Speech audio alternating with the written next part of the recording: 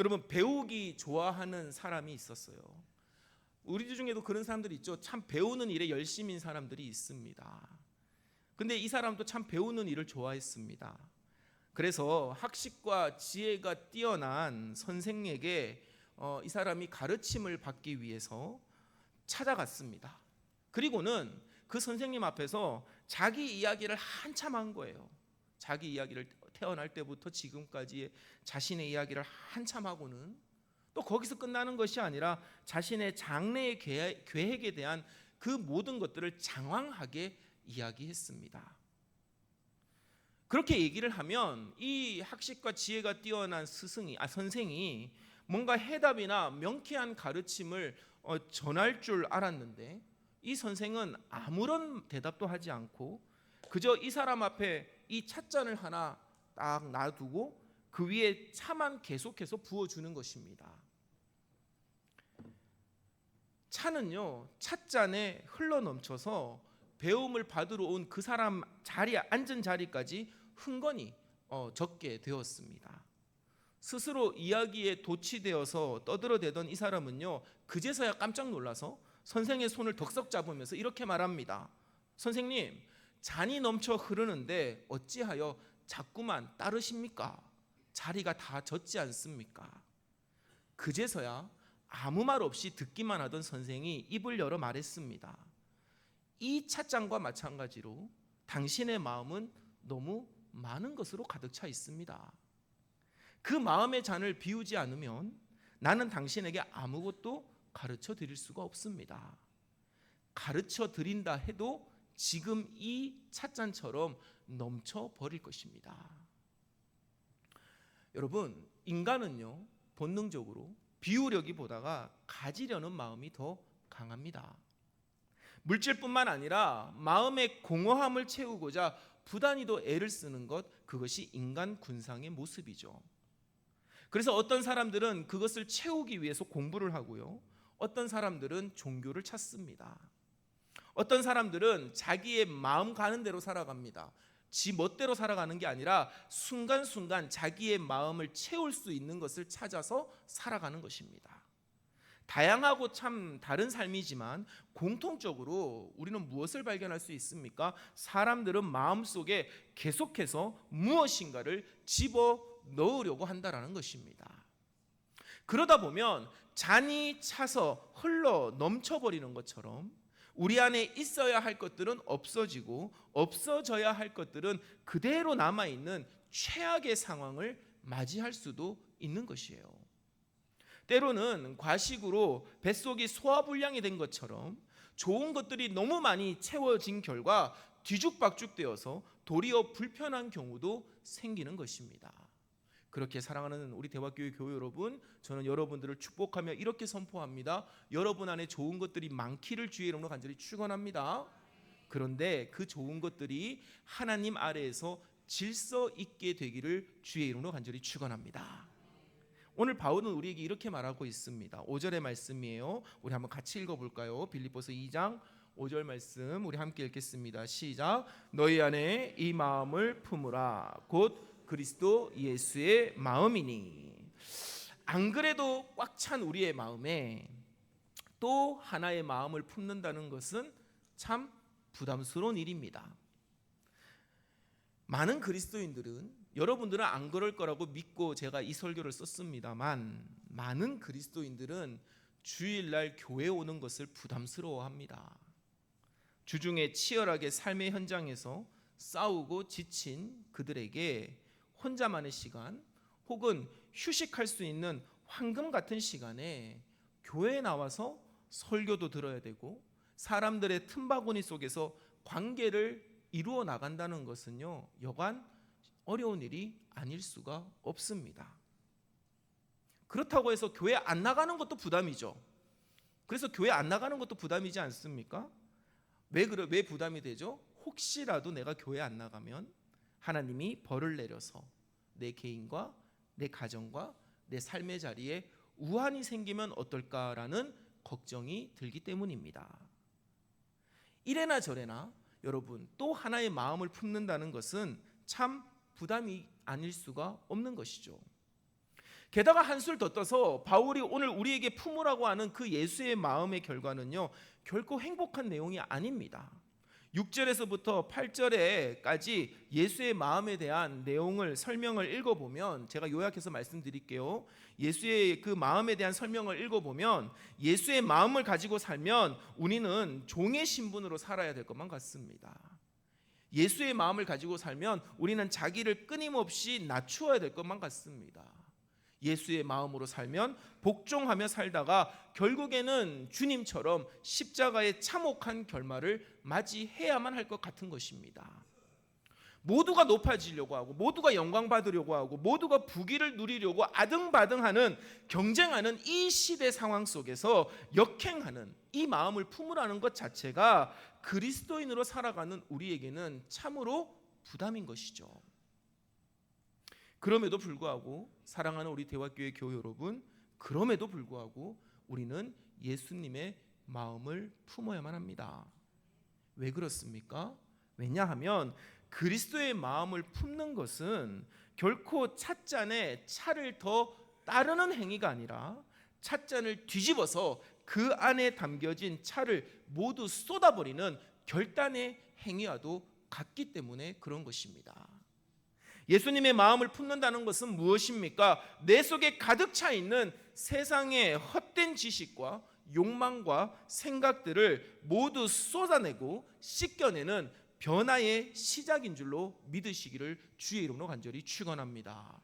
그렇기 때문에 저는 여러분에게 분명히 선포할 수 있습니다. 우리 안에 있는 모든 마음 속에 있는 수많은 마음들을 버리고 한 가지 마음을 품는다면 우리는 무슨 마음을 품어야 됩니까? 예수님의 마음을 품어야만 하는 것입니다. 바울은 예수님의 삶을 두고 여러 가지 모습으로 설명합니다. 종의 형체를 가져서 사람이 되셨다. 자기를 낮추고 죽기까지 복종하셨다. 그리고 십자가의 죽으심까지 하나님의 음성에 순종했다.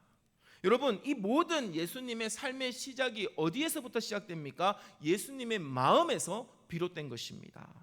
여러분, 7절의 말씀을 한번 같이 읽어볼까요? 빌립보서 2장 7절의 말씀 한번 같이 읽겠습니다. 시작. 오히려 자기를 비워 종의 형체를 가지사 사람들과 같이 되셨고. 아멘. 여러분, 오히려 자기를 비워, 다시 말해 예수님은 자신을 비웠기 때문에 이 모든 일을 이루셨던 것입니다. 그래서 여러분 7절의 말씀 8절 9절 7절과 8절의 말씀을 어떻게 이해를 하셔야 되냐면요, 이렇게 이해하셔야 됩니다. 자기를 비워 종의 형체를 가지셨다. 자기를 비워 사람의 모양으로 나타나셨다. 자기를 비워 자기를 낮추시고 죽기까지 복종하시고 십자가에 못 박히셨다. 그러니까 자기를 낮추셨다는 것이 이 7절과 8절의 모든 행동의 시작이 되는 것입니다. 여러분, 예수님은요 자기를 비우는 마음으로 사셨기 때문에 하나님과 동등하셨지만 그 영광을 누리지 아니하셨고 갈등과 혼란의 연속인 이 인간의 세상에 오셨습니다.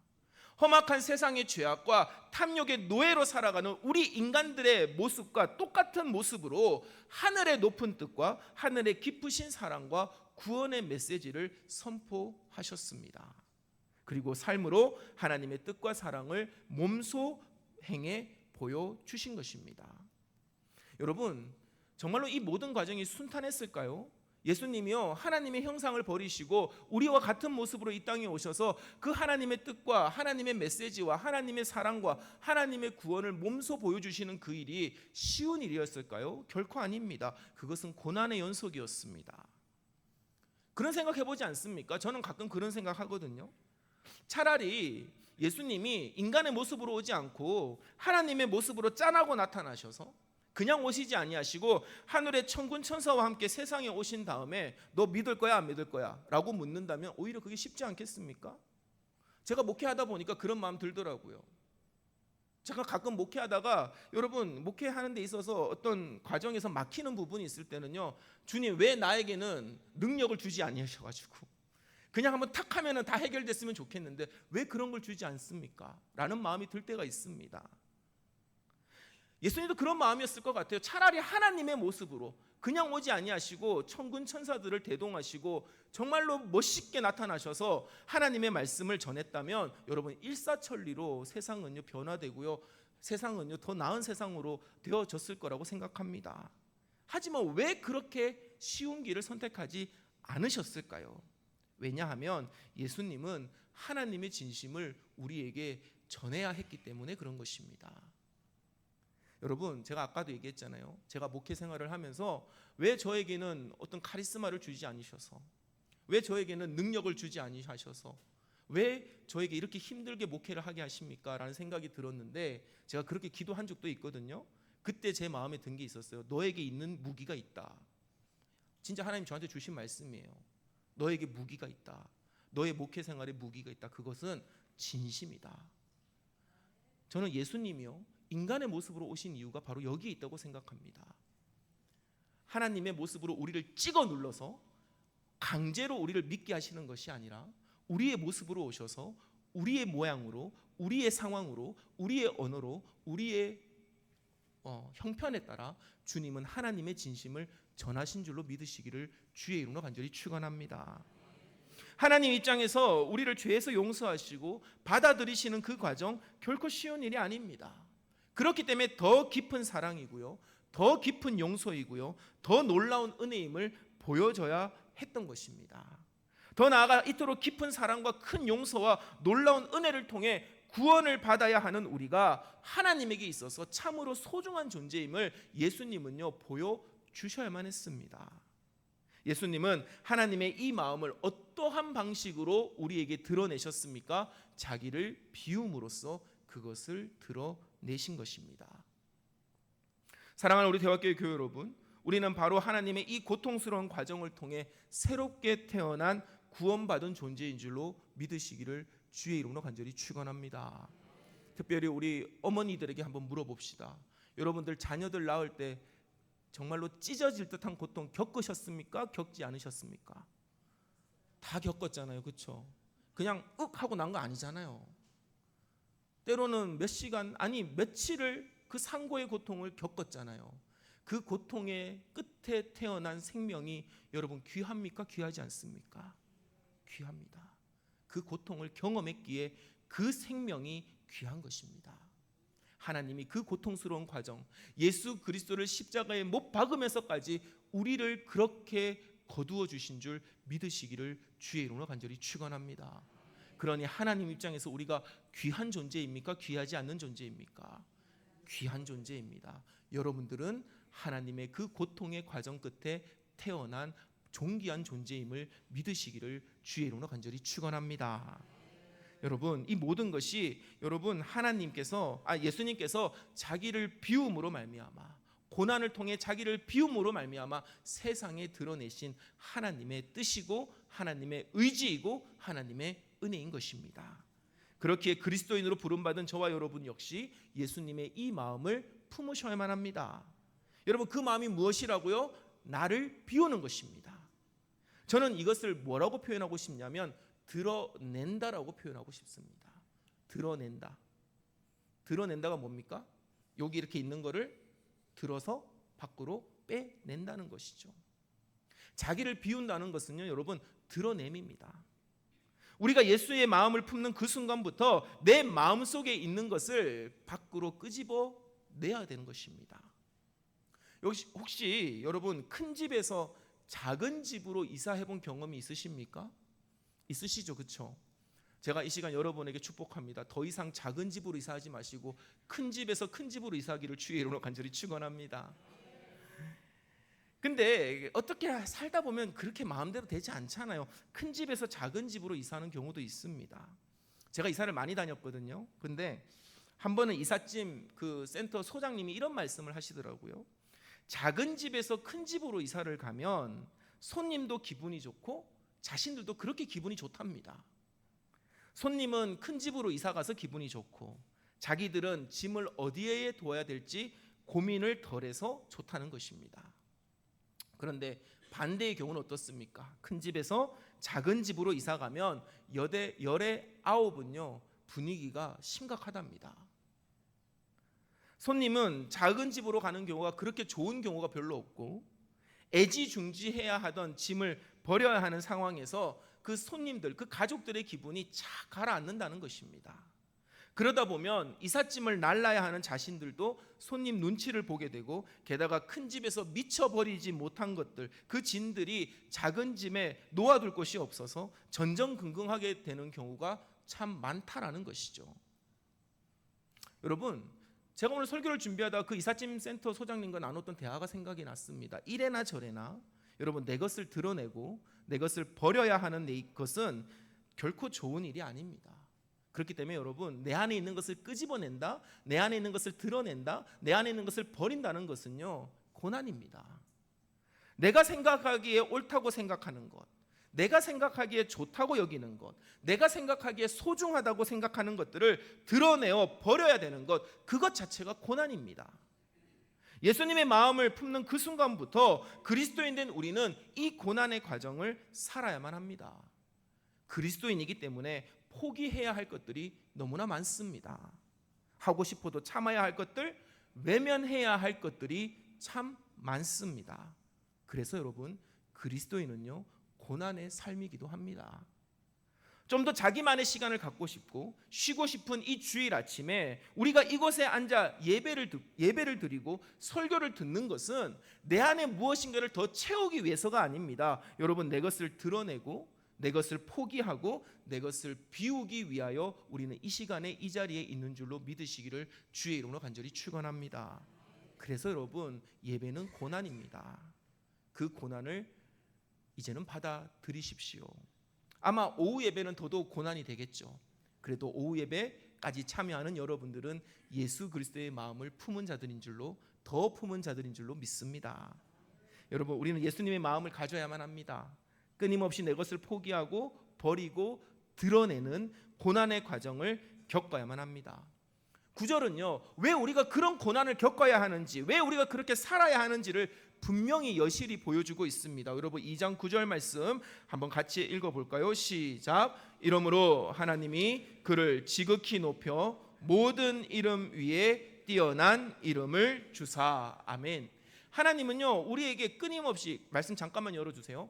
하나님이 끊임없이 우리에게 우리 안에 있는 것을 드러내게 하시는 이유가 있는데, 그것은 하나님이 그를 지극히 높여 모든 이름 위에 뛰어난 이름을 주기 위해서라는 것입니다. 10절과 11절은요, 그 높임을 받게 되는 결과입니다. 우리는 예수님의 마음을 품었고 끊임없이 내 것을 드러내고 비워내야만 비로소 참된 나의 모습이 드러난다라는 것입니다. 여러분, 제 일생의 소원 중에 하나가 뭘 것 같아요? 제 일생의 소원 중에 하나가 무엇일 것 같습니까? 통일? 통일도 제 소원 중에 하나긴 합니다. 제 일생 중에 소원이 하나가 있는데, 저를 보고도 그걸 모르시겠어요? 그건 바로 다이어트입니다. 다이어트가 제 일생의 소원입니다. 좀 더 구체적으로 제 일생의 소원은요, 제 배에 아름다운 식스팩을 가지는 것입니다. 지금은 원팩이에요. 의사들이 말하는데 우리 인간은 모두 식스팩을 가지고 있답니다. 사랑하는 성도 여러분, 우리 모두는 식스팩을 가지고 있습니다. 의사들이 말하기로 우리 인간들은 모두 이 식스팩을 가지고 있고 이 복근을 가지고 있고, 조금만 운동해서 이 복근을 단련하면 그 복근이 드러난다라는 것입니다. 그런데 모두 가지고 있는 그 복근이 모든 인간들에게 드러나지 않는 이유는 무엇일까요? 그 복근을 뒤덮고 있는 지방 때문에 그런 것입니다. 그 지방, 그 살들을 드러내기만 하면 숨겨져 있던 복근이 드러난다고 의사들과 전문가들은 한결같이 말합니다. 연예인들이 멋진 몸매와 아름다운 식스팩을 가진 것은 먹고 싶은 것을 포기하고 시간을 포기해서 운동을 통해 살들을 드러낸 결과인 것입니다. 저 역시도 한때 식스팩을 꿈꾸면서 열심히 운동을 했던 적이 있습니다. 하지만 저는 음식에 대한 사랑을 포기하지 못한 결과 제 살들을 드러내지 못한 것입니다. 여전히 아름다울 것으로 예상되는 제 복근은 여전히 제 두꺼운 지방 속에 묻혀 있는 것이죠. 이해가 되십니까? 여기까지 이해가 되시면 여러분, 하나님은 참 기가 막히십니다. 우리에게 이 말씀을 주시는데, 다윗이 시편 119편 71절에서부터 72절에 걸쳐서 이렇게 고백합니다. 방송실 같이 한번 읽어볼까요? 시작. 그들의 마음은 살쪄서 기름덩이 같으나 나는 주의 법을 즐거워하나이다. 고난 당한 것이 내게 유익이라. 이로 말미암아 내가 주의 율례들을 배우게 되었나이다. 아멘. 말씀 잠깐만 띄워놔 주시겠어요? 여러분, 우리의 배에만 지방이 있는 것이 아니에요. 우리 영혼에도 지방이 껴 있습니다. 여러분, 우리의 마음이 살쪄서 기름덩이 같아 할지라도 나는 주의 법으로 즐거워한다. 근데 그 주의 법에 즐거워하는 것이 71절에 어떤 모습으로 나타납니까? 고난을 당하는 것이라는 거예요. 나는 즐거움으로 이 고난을 당한다는 것입니다. 왜? 그것이 내게 유익이 있기 때문에 그렇습니다. 내 안에 감춰진 내 영혼의 그 법이 드러나기 때문에 나는 그것을 즐거워한다라는 것입니다. 사랑하는 우리 대화교회 교회 여러분, 오늘 저와 여러분의 삶이 내 안에 있는 헛된 마음이 드러나고 내 안에 감춰져 있던 하나님의 형상이 드러나게 되기를 주의 이름으로 간절히 축원합니다. 예수의 마음을 품고 자기를 비우고 자신의 것을 드러내는 삶을 살아야만 우리는 비로소 우리의 본연의 모습이 나타난다라는 것입니다. 하나님이 창조하신 그 원형의 모습, 우리를 구원하실 수밖에 없었던, 우리를 정말로 아름답게 빚으셨던 그 사랑스러운 본연의 모습이 드러나는 것입니다. 여러분, 구원을 받은 것은 전적인 하나님의 은혜입니다. 하지만 구원 이후에 우리의 모습을 가치 있게 가꾸고 창조의 본연의 순결함으로 돌아가는 성화는요, 우리의 노력을 요구하는 것이에요. 다시 한번 우리 어머니들에게 한번 물어봅시다. 여러분들 자녀들 낳고 자녀들이 어릴 적에 이뻤어요? 안 이뻤어요? 이쁘잖아요, 그렇죠? 저도 그렇게 생각합니다. 우리 애들도 이뻤어요. 그런데 여러분, 이 아이들이 점점 이뻐지려면 어떻게 해야 됩니까? 그 다음부터는 자기 노력이 있어야 되는 것이에요. 태어난 건 은혜지만 태어난 이후에 그 삶을 아름답게 가꾸는 것은 그 사람에게 달려있는 것입니다. 구원도 마찬가지예요. 하나님이 우리 주 예수 그리스도의 십자가를 통해서 우리를 구원해 주셨습니다. 새로운 생명으로 태어나게 하셨습니다. 여러분, 이것은 은혜입니다. 그렇다면 그 은혜를 은혜로 여기고 그 구원의 가치를 소중히 여기며 우리의 삶을 아름답게 가꾸어야 되는 것은 우리의 노력이라는 것입니다. 여러분, 그 노력은 어떻게 해야 됩니까? 예수의 마음을 품는 것입니다. 자기를 비우는 모습입니다. 나의 목소리를 낮추고 하나님의 음성을 듣는 것입니다. 나의 생각과 완고한 아집을 버리고 하나님의 뜻과 의지를 받아들이는 모습을 통해서 우리는 참되고 아름다운 하나님의 형상을 회복하게 될 줄로 믿습니다. 오늘 우리는 너무나 많은 것을 움켜쥐고 가지고 전전긍긍하며 살아갑니다. 내 것을 놓치고 내 것을 버리는 것, 그것을 고난이라 여기고 고난받기를 두려워합니다. 그래서 교회에서도 고난에 대한 설교를 듣기를 거북해 하죠. 사람들은 복을 채우기를 원하지 자기의 것을 비우라는 그 고난의 설교를 어려워합니다. 하지만 예수님의 마음은 어떤 마음이라고요? 자기를 비우는 것입니다. 자신의 것을 드러냄으로 말미암아 감춰진 하나님의 아름다운 형상이 나타나는 것입니다. 참됨을 회복하게 됩니다. 여러분, 이것이 더 값진 일입니다.